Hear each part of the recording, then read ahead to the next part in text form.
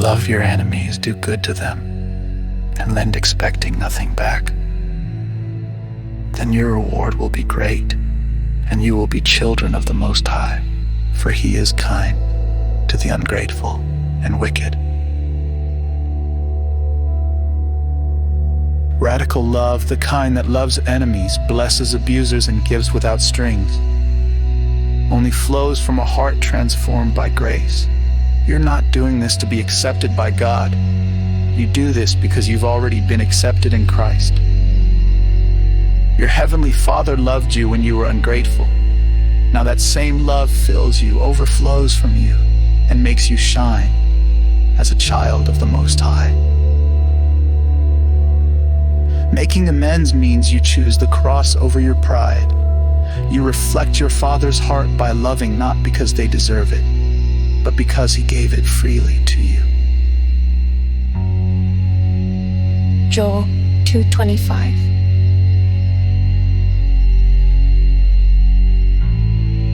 I will restore to you the years that the swarming locust has eaten, the great locust and the young locust, the other locusts and the locust swarm, my great army that I sent among you.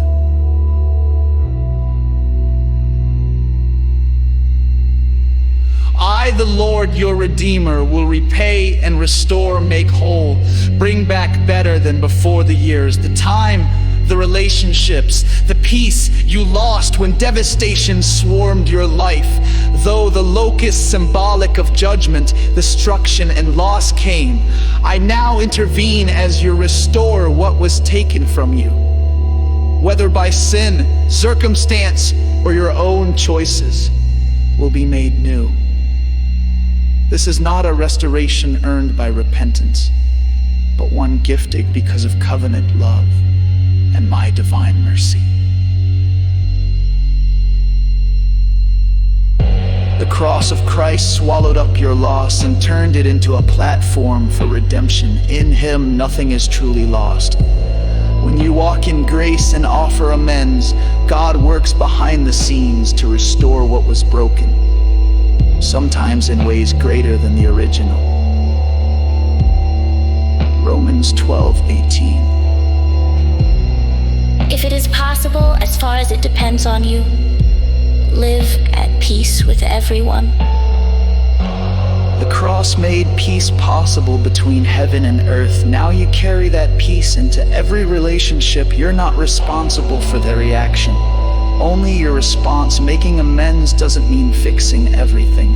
It means offering peace from a posture of humility, grace, and love. The goal is not perfection, it's restoration. You're not trying to make people like you. You're living out who Christ made you. As far as it depends on you, you are a peacemaker, reconciled and full of His peace. Grace and peace to you from our Father and the Lord Jesus Christ.